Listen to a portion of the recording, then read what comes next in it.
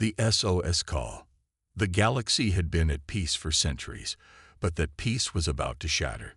In the farthest corner of the galaxy, beyond known space and forgotten by many, a small, peaceful planet sat on the brink of disaster. The inhabitants had lived for millennia without significant conflict, a simple species that cherished their quiet existence. They had never known war, until now. One fateful day, their world was violently attacked. Out of nowhere, a fleet of ships, massive and powerful, descended from the dark void of space. The invaders were ruthless, and within hours, they had overwhelmed the planet's defenses.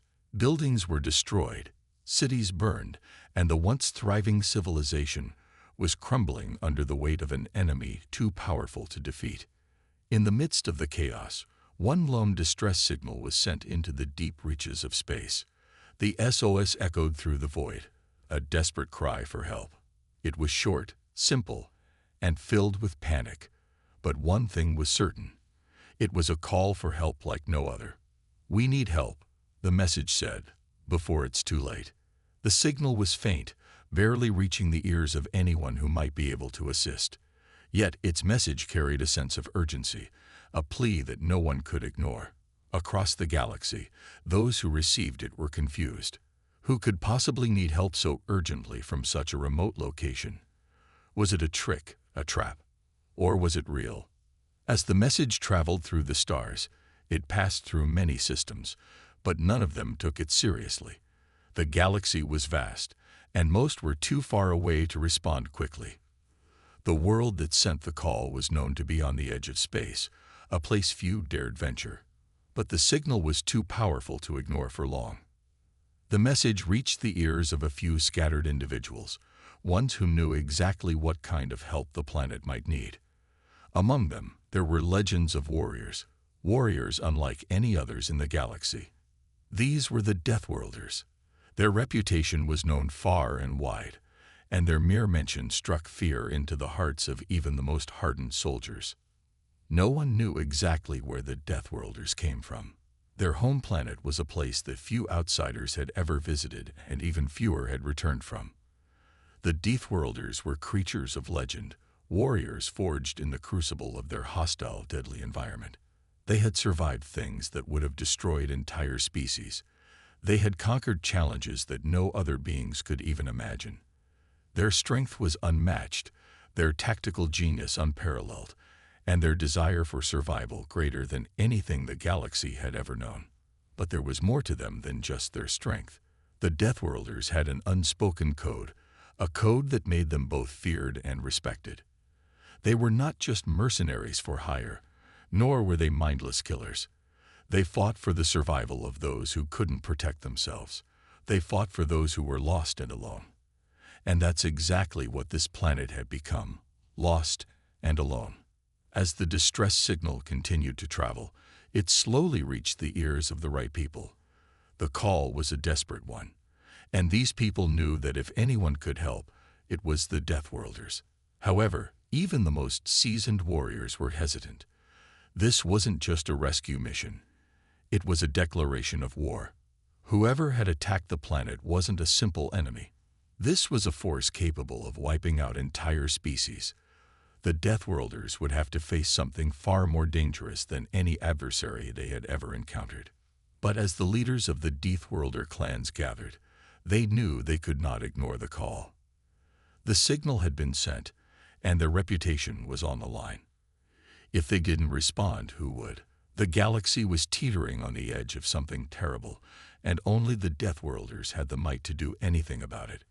In their war councils, they discussed their options. Could they send a small strike force, or did they need to mobilize their full fleet? Every decision carried weight. The risk was enormous, but so was the reward. If the Deathworlders intervened and succeeded, they would not only save the planet, but they would solidify their status as the most feared force in the galaxy. The Deathworlders, proud and confident in their abilities, didn't hesitate for long. They prepared for battle, gathering their mightiest ships and warriors. Their reputation as the deadliest species was not just a myth. It was a fact, and they were about to prove it. As their fleet readied, the final coordinates of the SOS were calculated. The destination was set. The Deathworlder fleet, massive and unstoppable, was about to launch into the unknown. They would come for the planet. They would come for the people. And they would fight with everything they had. The SOS call. The galaxy had been at peace for centuries, but that peace was about to shatter. In the farthest corner of the galaxy, beyond known space and forgotten by many, a small, peaceful planet sat on the brink of disaster. The inhabitants had lived for millennia without significant conflict, a simple species that cherished their quiet existence. They had never known war, until now. One fateful day, their world was violently attacked. Out of nowhere, a fleet of ships, massive and powerful, descended from the dark void of space.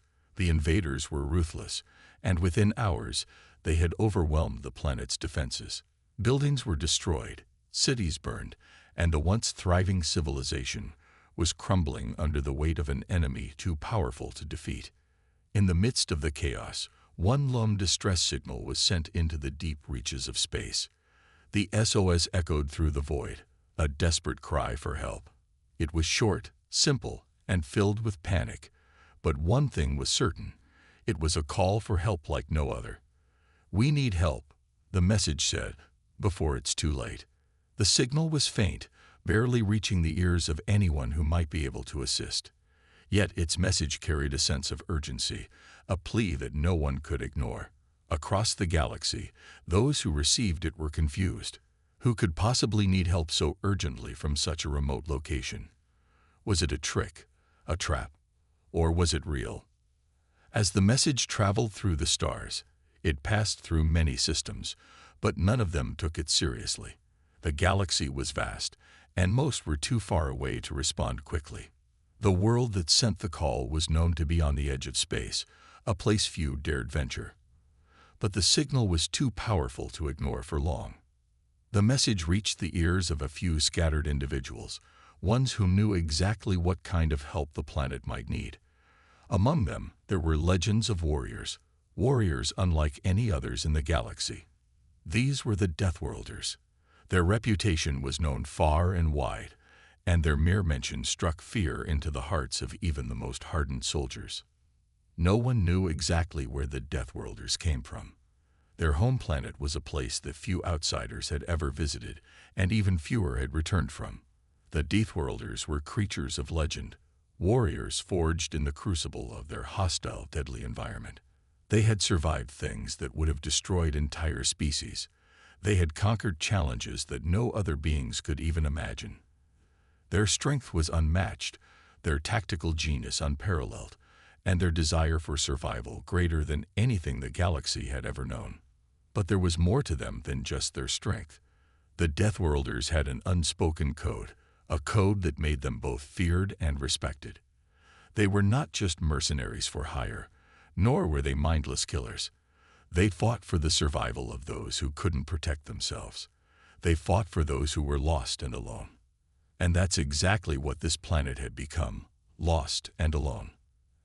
As the distress signal continued to travel, it slowly reached the ears of the right people.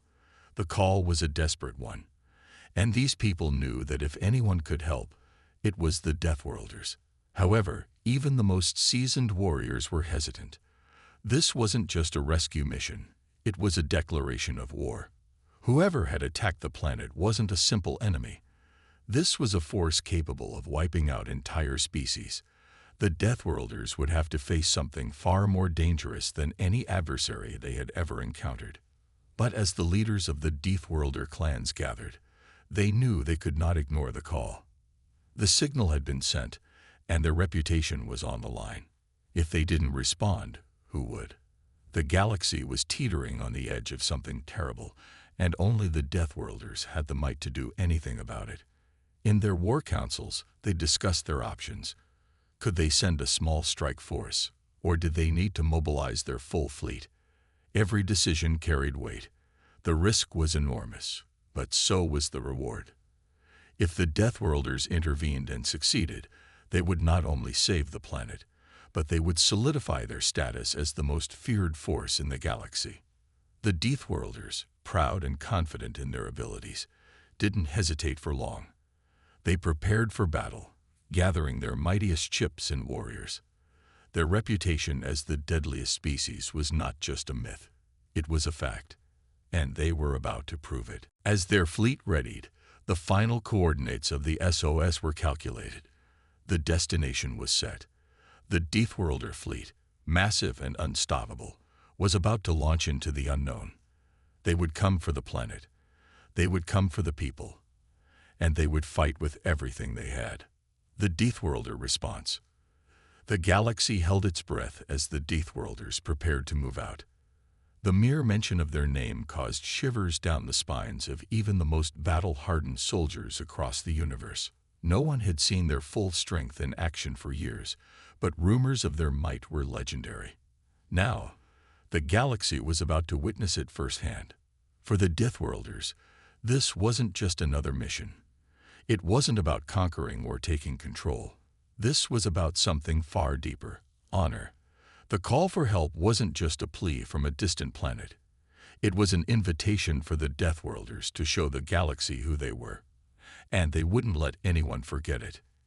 Their fleet, composed of ships unlike any others, was a testament to their power. Their technology was centuries ahead of most, built to withstand the harshest conditions and the most deadly of enemies. As they prepared to leave, the leaders of the Deathworlder clans gathered, each with their own strategy in mind. Some favored brute force, while others preferred precision and tactics. But one thing was clear: none of them would back down. Their ships, massive and intimidating, hummed with energy as they gathered at their home base. The ships were designed to be as deadly as their pilots, equipped with weapons capable of turning entire planets to dust. Yet, despite their imposing appearance, the Deathworlders had one goal: rescue. The first wave of ships took off from their home base, the dark void of space stretching out before them. They knew the journey would be long, and the challenges they would face were unknown. But they were prepared. They had faced impossible odds before and emerged victorious, and this time would be no different. As they traveled through space, their fleet was a sight to behold. Massive ships, dark and foreboding, cutting through the stars with unmatched speed and power. Their destination was set, the coordinates locked in. But even with all their preparation, they didn't know exactly what to expect. Back on the planet, the inhabitants could only hope. Their situation had become dire. With each passing hour, their chances of survival grew slimmer. The invaders continued their assault, showing no mercy. The Deathworlders were their last hope, if they could make it in time. The inhabitants of the planet, frightened but holding on to the faint hope of survival, watched the skies, hoping for some sign of the Deathworlder fleet. Would they arrive? Would they be able to save them? It was a waiting game now. Each minute felt like an eternity. As the Deathworlder fleet neared the planet, the tension was palpable. The battle-ready ships continued their journey at breakneck speeds, and the leaders discussed their strategy. They knew that if they were to save the planet, they would need to act quickly. The invaders were not like any they had encountered before. The stakes were high. The fleet's commanders exchanged brief words, their plans formed, and their mindset. No matter what, they would strike hard, strike fast, and wipe out the threat that had dared to invade their allies. There would be no mercy for those who stood in their way. The tension aboard the ships was thick. Every warrior, every leader, was focused on the mission ahead. They had faced untold horrors in the past, but nothing had ever felt like this. This wasn't just a fight for survival. It was a fight to defend the very reputation that had made them legends. To fail was not an option. As they drew closer to the planet, their ships began to activate their weapon systems. The planet-side inhabitants had no idea what was coming, no idea that their saviors were closer than they ever imagined. The fleet dropped out of hyperspace with a sudden, terrifying force, and the first sights of the enemy came into view. Their ships were far more numerous than expected, and the invaders seemed ready to fight. The Deathworlders didn't hesitate. The first round of deadly weaponry was unleashed in an instant. Massive energy blasts tore through the invaders' ships, and the sky erupted with the force of the Deathworlder's arrival. The invaders, shocked by the sudden attack, tried to retaliate, but they were no match for the relentless assault from the Deathworlder fleet. The warriors on the ground, fighting to protect their homes, could feel the change in the air. A new force had entered the fight, and it was unlike anything they had ever seen. The battle was fierce, but the Deathworlders fought with brutal precision, their experience and power on full display. It was clear this would not be a battle the invaders would win. The warriors' reputation had not been built on idle threats, and they weren't about to let it crumble now. The invaders' ships began to falter, their once imposing presence now dwindling under the onslaught from the Deathworlders. But the battle was far from over. The Deathworlders had made their entrance, but the fight for the planet was just beginning. The universe would soon know that when the Deathworlders answered a call for help, they did so with overwhelming force, and nothing, no one, could stand against them. The battle for the planet had just begun, and the Deathworlders had no intention of losing. The wrath of the Deathworlders. The sound of explosions rocked the atmosphere as the Deathworlder fleet descended onto the planet. Their weapons, a combination of advanced technology and raw destructive power, tore through the invading ships like paper. Each blast carried the weight of an unstoppable force, and the invaders, still reeling from the sudden onslaught, scrambled to retaliate.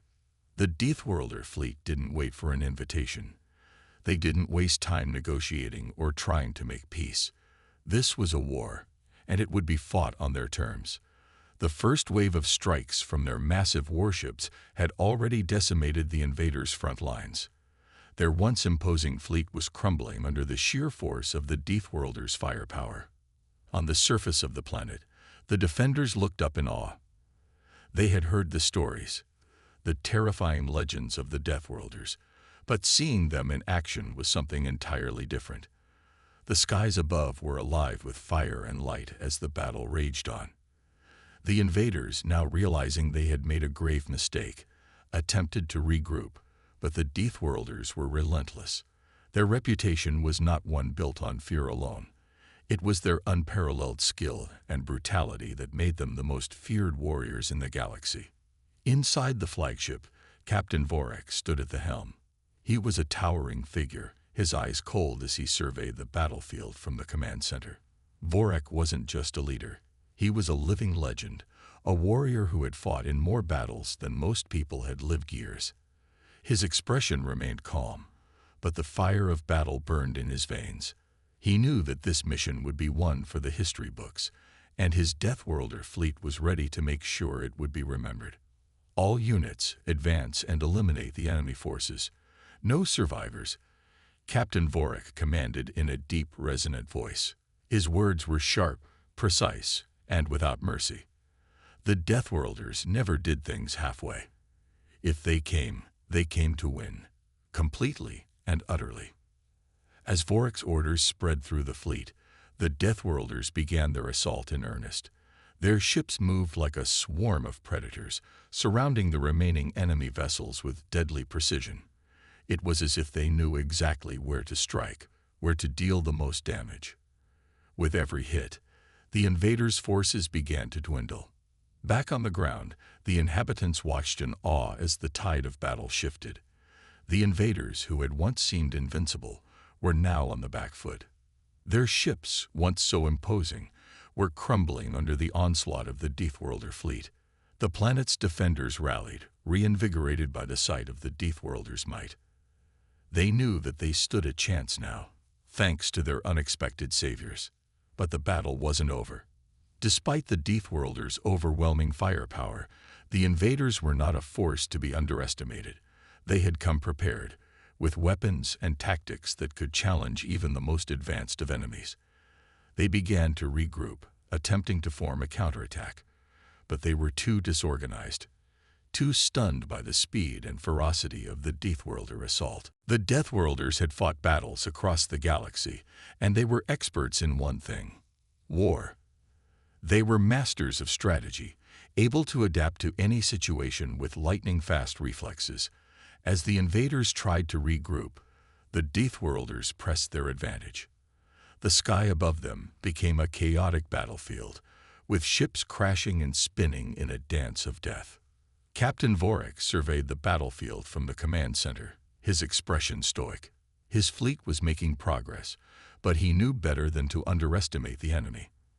They had not yet been defeated, and the Deathworlders knew that any sign of weakness could turn the tide in an instant.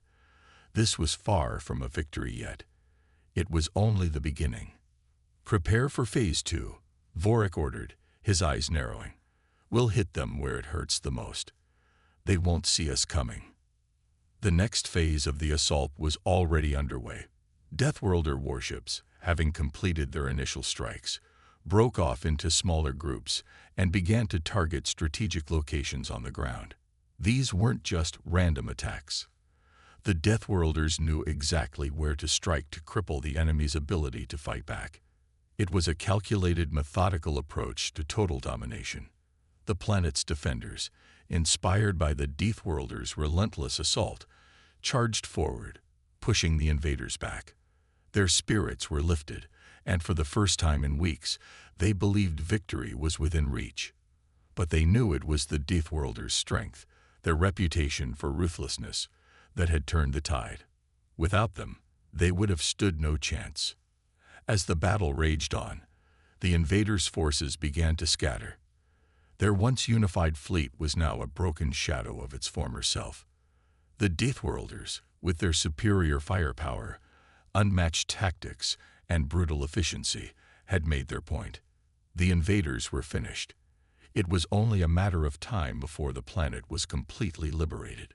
The Deathworlders had arrived, and in a matter of hours, they had changed the course of the war. They had shown the galaxy, once again, that when they responded to a call for help, they didn't just fight, they dominated. The universe would soon know the true meaning of fear when the name Deathworlders was spoken, and anyone who dared challenge them would pay the price. The final push, victory or annihilation. The sky above the planet now resembled a battlefield of nightmares. Massive explosions lit up the horizon as debris from destroyed ships and weaponry rained down, creating an ominous fiery glow. The battle was nearing its peak, but for Captain Vorik and the Deathworlders, the conclusion was clear. This would be a fight to the very end. Every moment counted, and the fate of the invaders was sealed. On the ground, the defenders, emboldened by the Deathworlders' success, continued their push. They had witnessed the power of the fleet and the might of their new allies. Their enemies, once formidable, were now mere shadows of their former selves, scattered and disorganized. But the Deathworlders' fight was not just about overwhelming firepower. It was about showing the universe the brutal efficiency with which they worked. The message was clear: defy the Deathworlders, and you will face obliteration. Vorik's voice thundered across the ship's intercom system, cool and commanding. Initiate the final strike. Show them why the galaxy fears us. His orders were met with a swift, calculated response. The fleet split into several smaller groups, each tasked with eliminating a critical target. The Deathworlders' ships seemed to vanish and reappear in the chaos, their movements precise, swift, and terrifying. They struck at enemy warships, their advanced weaponry cutting through armor like it was made of paper. The invaders had no chance of outmatching the Deathworlders, not with their superior tactics, tech, and combat prowess. Meanwhile, on the surface, the defending forces took advantage of the invaders' distraction. Armed with advanced weapons of their own, given to them by the Deathworlders, they pressed forward with a vengeance. The invaders had underestimated their enemy, thinking they could easily conquer the planet. But now, the Deathworlders were ensuring that the invaders would regret every decision that led them here. The battle raged on as the invaders' forces were decimated. The remnants of their fleet, now scattered and desperate, tried to make a final stand, but they were no match for the Deathworlders. Every strike from the fleet seemed to carry the weight of a universe's wrath, pushing the invaders closer to their inevitable destruction. From the command deck of the flagship, Captain Vorik surveyed the battlefield. His sharp eyes narrowed as the last remnants of the enemy forces were wiped from the skies.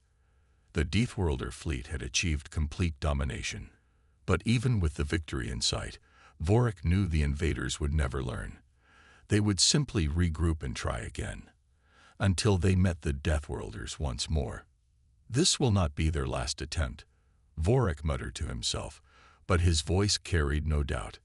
His fleet had delivered a decisive blow, and the galaxy would now know that the Deathworlders were not to be trifled with. As the enemy ships burned and crumbled in the atmosphere, the planet below began to settle into an uneasy peace. The Deathworlders had shown the galaxy what it meant to be a true warrior. No other species had the courage, the ruthlessness, or the brutal efficiency to match them. On the surface, the defenders were now the ones in control. The Deathworlders' intervention had turned the tide of the battle in their favor, and they had secured the planet's survival. But it wasn't just the invaders they had to worry about. Now, the entire galaxy knew that the Deathworlders were watching, and anyone who threatened peace would have to face them. As Captain Vorik stood at the bridge of his ship, a brief moment of silence washed over the crew. They had won, and the Deathworlders had once again proven their superiority. Their fleet had come in response to a desperate plea, and they had delivered. The invaders were no more. "Prepare for departure," Vorik commanded. "We leave nothing behind. The galaxy knows we stand ready." And with that, the Deathworlder fleet turned away, vanishing into the stars, their mission complete. But their legend would endure, their message loud and clear. The Deathworlders are the galaxy's most fearsome warriors, and no one would ever forget the day they answered the call. Aftermath of the invasion. The battle was over, but the scars it left behind were still fresh. The once thriving planet, now a battleground, bore the marks of the intense struggle. Craters dotted the landscape, the remnants of orbital bombardments. Wreckage from enemy ships littered the ground, their twisted forms a stark reminder of the Deathworlders' relentless power. Smoke still rose from the distant horizon, mingling with the planet's atmospheric haze. Captain Vorik stood on the surface, surveying the destruction. Around him, his crew moved with precision, gathering data and securing the area. The native inhabitants, though battered and weary, had emerged from their shelters. They watched the Deathworlders with a mix of awe and fear, their saviors now standing as giants among them. "Captain," one of his officers called, approaching with a datapad.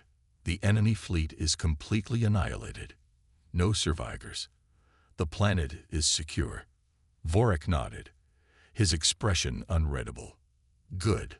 Begin evacuation procedures for our forces. We'll leave as swiftly as we arrived."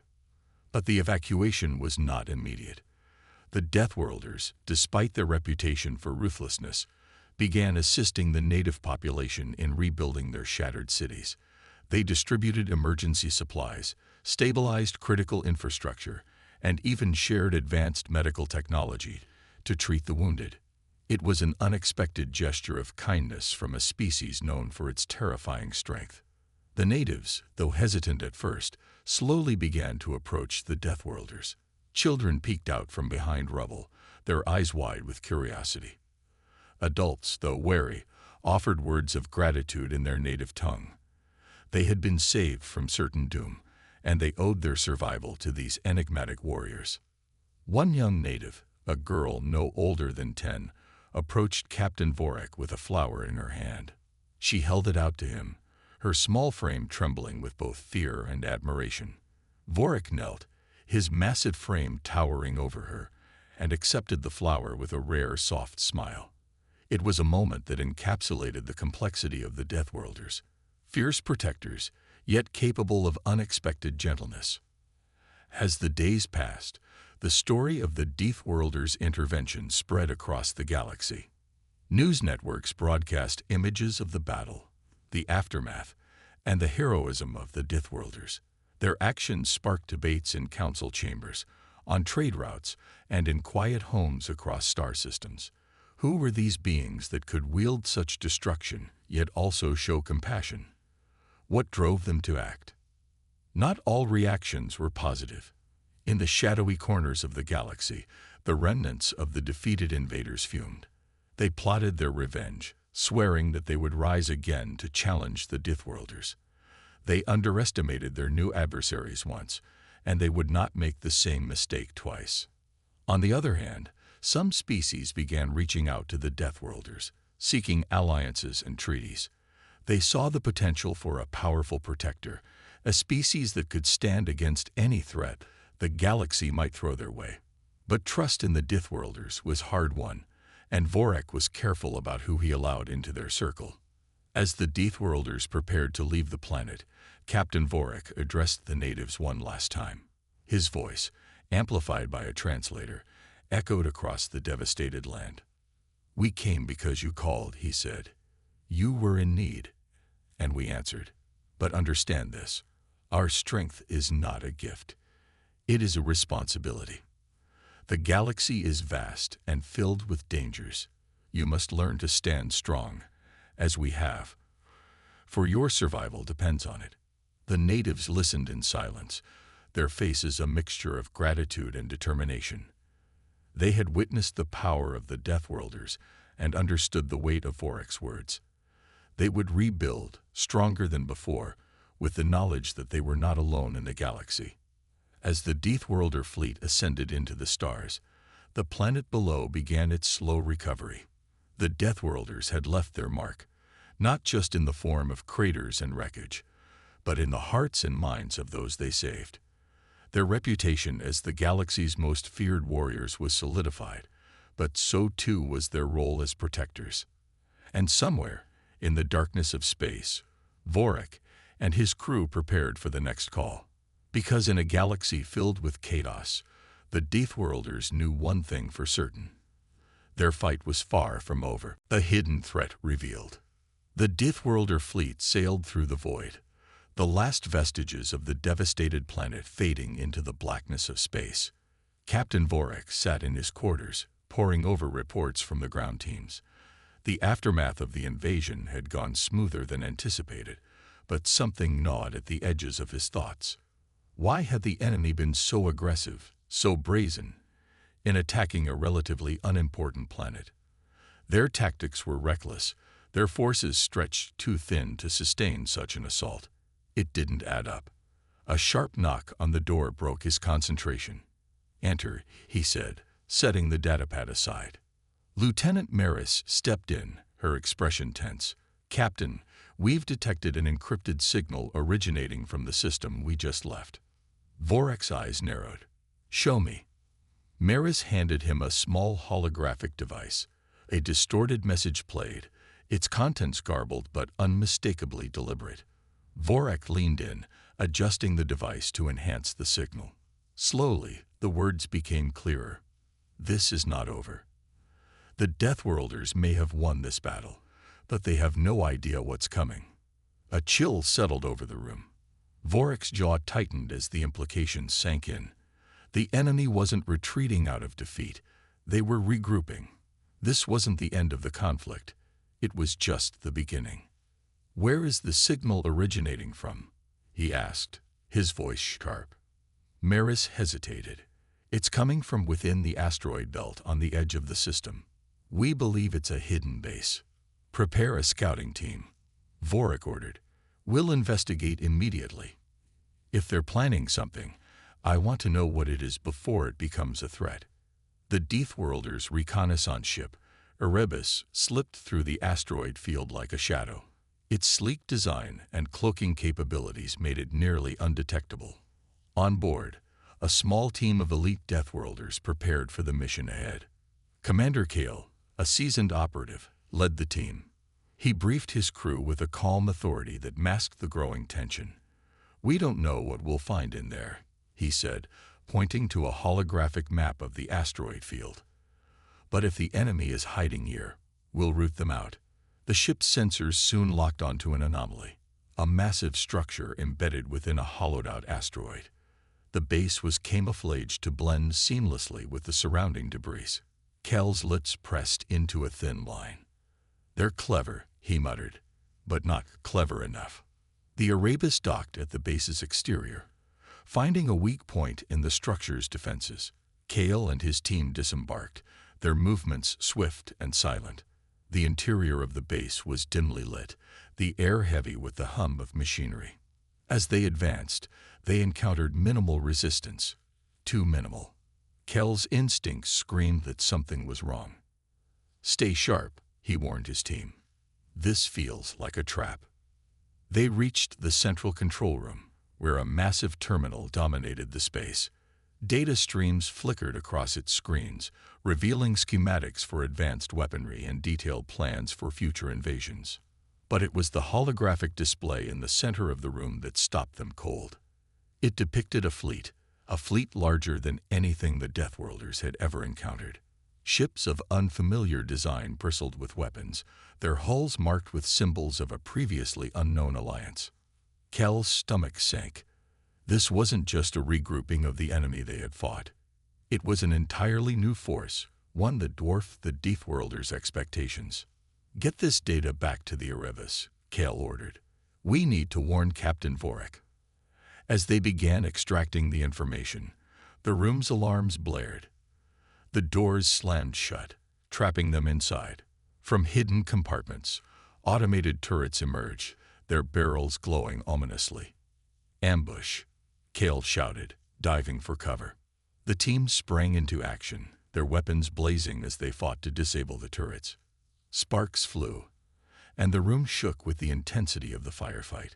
Cal's sharp commands kept the team focused, but the odds were against them.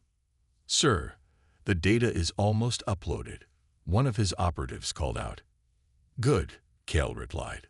"Hold them off until it's done." On the Erebus, the crew monitored the team's progress with mounting anxiety. The data stream was transferring, but the signal was unstable. "Come on, Kale," muttered the ship's pilot, her hands gripping the controls. Finally, the data transfer completed. Kel's voice crackled over the comms. "We've got what we need, but we're pinned down. Requesting extraction. Now." The Erebus's pilot didn't hesitate. "Hang on. We're coming to get you." He final stand. The Deathworlder fleet hovered at the edge of the system, a vast armada ready for battle. Captain Vorik stood on the bridge of the flagship, his gaze fixed on the holographic projection of the enemy fleet. It stretched across the void, a coalition of species united by their fear of humanity's dominance. The enemy had grown bolder, their tactics more coordinated. The data recovered by Commander Kell had revealed their true objective: the total annihilation of Deathworlder civilizations, starting with humanity. Vorik's voice cut through the tense silence. "Open a channel to the fleet." The communications officer nodded, and within moments, the faces of Deathworlder captains appeared on the main screen. Warriors from countless worlds, all hardened by the harsh conditions of their home planets, stared back at Vorik with unwavering determination. "This is it," Vorik began, his tone firm but steady. "The enemy believes they can end us here, now. They think their numbers and alliances make them strong. But they've forgotten one thing: our strength isn't in our numbers. It's in our resolve." He let the words hang in the air for a moment, his piercing gaze sweeping across the room. "Every one of us has faced death 1,000 times over on our homeworlds. We've survived conditions that would break lesser beings. We are not just warriors. We are survivors. And today, we show the galaxy why Deathworlders are a force to be feared." A chorus of agreement echoed across the comms, the captains shouting their readiness for the fight ahead. As the fleets closed the distance, the tension on the flagship reached its peak. The first salvo of enemy fire streaked through the void, lighting up the darkness with a barrage of energy blasts. Vorik barked orders, his voice sharp and commanding. "Raise shields. Return fire." The Deathworlder fleet erupted into action. Fighters swarmed like angry hornets, weaving through enemy fire with precision. Massive warships unleashed devastating volleys, their weapons cutting through the enemy's ranks. But the enemy was prepared.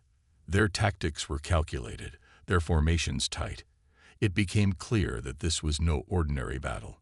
On the front lines, Commander Kale led a squadron of elite fighters, their mission to take out the enemy's command vessel. His ship danced through the chaos, dodging plasma bolts and missiles with breathtaking agility.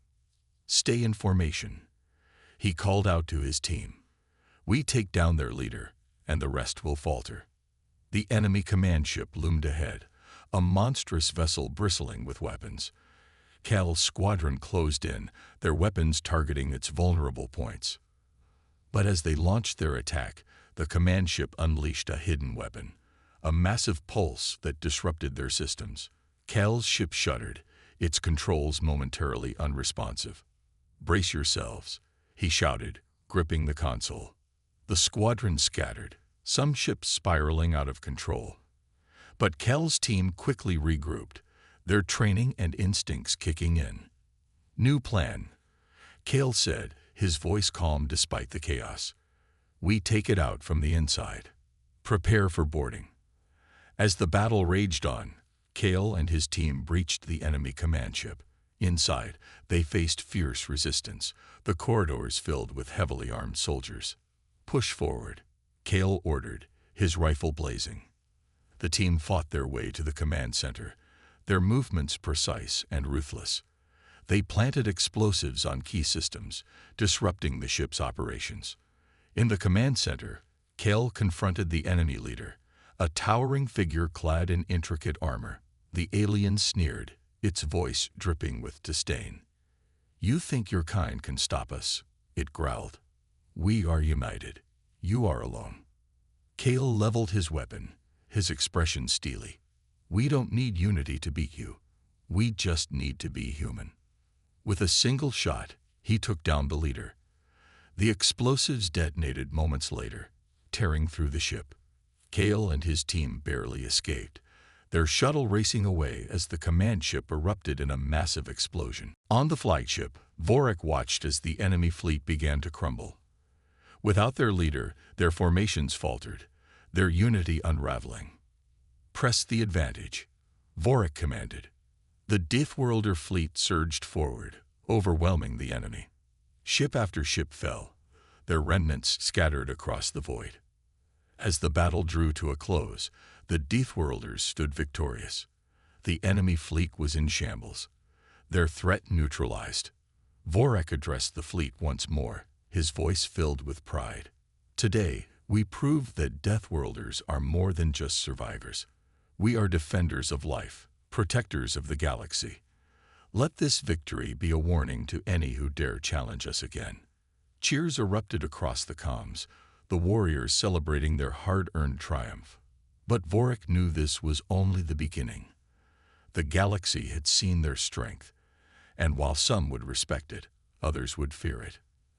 As the fleet began its journey home, Vorik stared out at the stars, his mind already turning to the challenges that lay ahead. The Deathworlders had won this battle, but their fight for survival was far from over.